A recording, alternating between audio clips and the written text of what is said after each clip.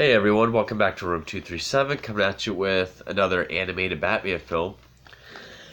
And since my last review was on my favorite Batman film, Mask of the Phantasm, the only theatrical animated film to be released in general,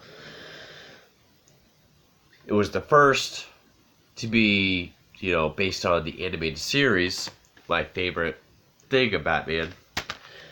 The next one to be based on the animated series, and actually really the only other one, because the next two are more so based on the new Batman Adventures, which is technically season 4.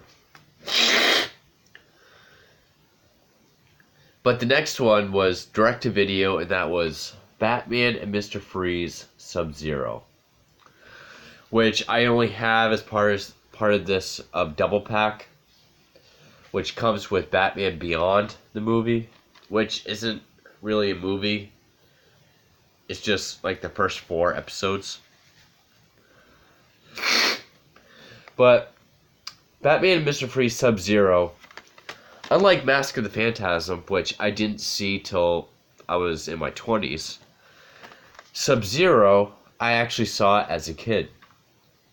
It came out in 1998, which at that time the new Batman Adventures had started on TV, which was technically season 4 of the animated series.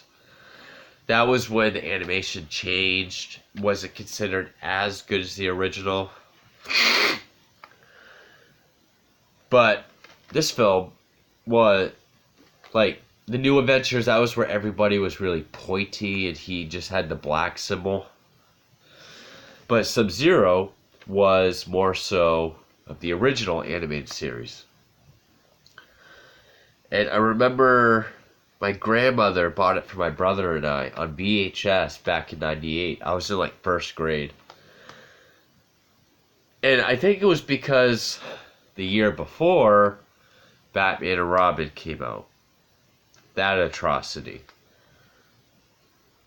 But as kids, we liked Batman and Robin, we liked Mr. Freeze, so we got SubZero.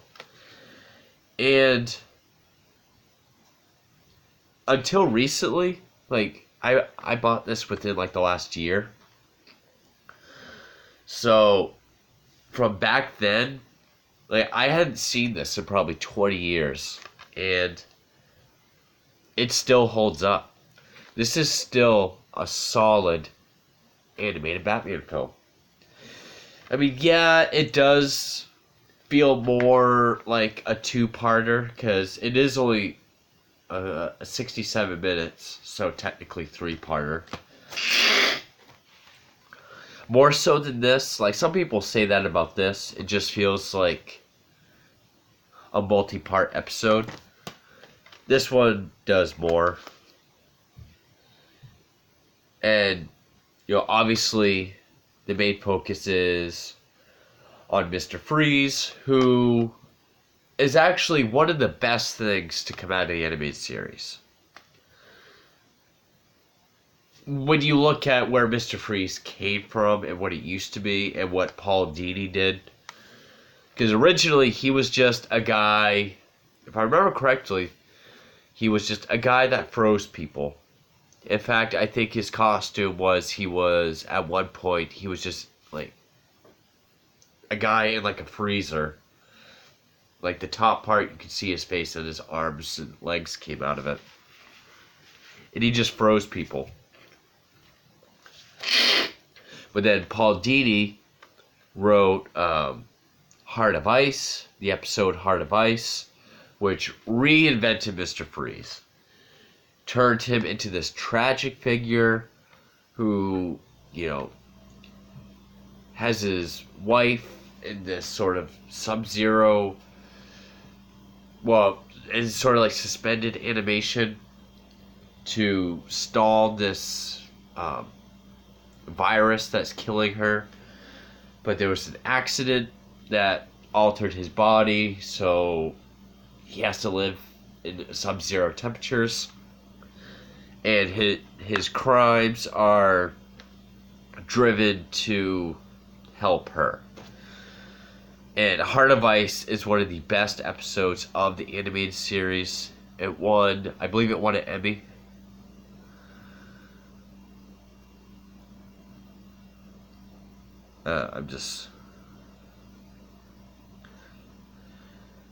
So yeah, it's a great episode. I think there was 3 episodes with Mr. Freeze in the animated series that all continued each other. Then there was this, and then there was the episode in the new Batman Adventures, which was not a very good episode. Because that's the one where he's like just ahead, and there's like spider legs. But I really like this movie. I loved it as a kid, and I still enjoy it. Basically, Freeze, he's living out in the Arctic. He has his wife Nora. She's still in her suspended animation, and he's still doing research to try and find some sort of cure. One day, a submarine with, I believe, the Navy or someone is in it. They crash through. They pretty much fuck up his home. He freezes everyone. There's one Eskimo child that lives with him. We find out his parents are dead, but we don't really know what their relationship is, or even why he's taking care of him. Maybe it's to imply that he's still a good person. But any Batman fan knows that Mr. Freeze is a good person. Anyway, it freaks up the thing that's holding the thing that Nora is being held in gets fucked up because of the submarine. So he has to. There's this doctor who's kind of a schmuck. Got involved in the stock market. He's, fucked on money. But he's a former colleague of Freeze. And so Freeze abducts him, says, what's the damage? And he says her virus has relapsed so badly. The only thing that can save her would be an urgent organ transplant, or she'll be dead within 2 weeks. And the only person available, then they decide to get it from a live person, because Freeze has a bunch of gold that he found, so he's bribing him. And the only person they find that's compatible is Barbara Gordon, who at this point has become Batgirl. So they abduct Barbara Gordon, and then it's pretty much Batman and Robin trying to find out what happened to her, where she is, and how to save her. And it's well done. Michael Ansara, or Ansari, how is it? Ansara. Which, every time I see that name, I think of the guy that voices Mo on The Simpsons. Because I think he has a similar name. But he voices Freeze, and he does a great job, as always. Mr. Freeze's voice is, it's the perfect match for the look of the character and, just who he is as a character. And of course, you have Kevin Conroy as Batman. You have my girlfriend keeps fucking texting me. Lord Lester as Robin. Robert Costanzo as Harvey Bullock. Bob Hastings as Gordon. And Ephraim Zimbalist Jr. as Alfred. I looked it up because for some reason I always forget how to pronounce the guy that plays Alfred. And another good thing to note is this was one of the last roles that Mary Kay Bergman was in. My favorite show of all time is South Park, and Mary Kay Bergman did all the female voices in South Park until 1999. That was the year she sadly committed suicide. She plays Barbara Gordon in this. And like all other great SubZero, Mr. Freeze stories like this, the episodes in the original animated series, and hell, even Batman and Robin, I have to give that credit. He does have a redemption at the end of this. That doesn't feel hokey or forced. It feels like it's part of his character. It's actually kind of cool, no pun intended, when, you see Mr. Freeze as this, no other pun intended, cold-hearted, driven person sort of have that realization and then help Batman at the end of the story. And, he is a tragic character, and he's very well written. And then, of course, it has kind of a bittersweet ending. Spoilers, but, we're supposed to believe that Freeze dies. Batman gets Nora to the hospital.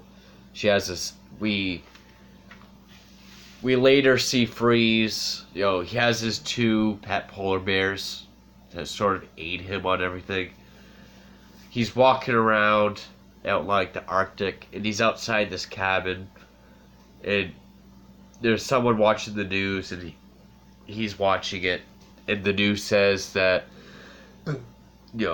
Nora Fries has had a successful transplant, she's fully cured, and she's living her life. And we see Freeze shed a tear as he walks off into the cold wasteland. But it's a happy tear. Like, he's now going to live out his life, but she now has her life. Of course, that gives us the kind of crappy episode in the new Batman Adventures where we find out she's remarried and his body is deteriorating. Damn it. But, I've always liked this movie. I loved it as a kid. I still think it holds up. It's a good, extension of the animated series. Again, great performances.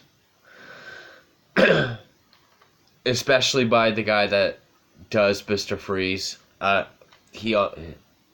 still think his voice is perfect.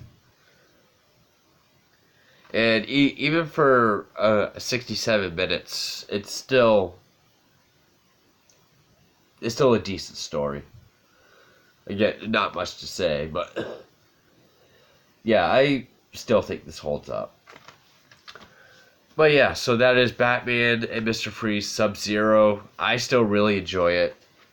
Not as much as this, obviously, but I still think it holds up. And anyway, thank you for watching.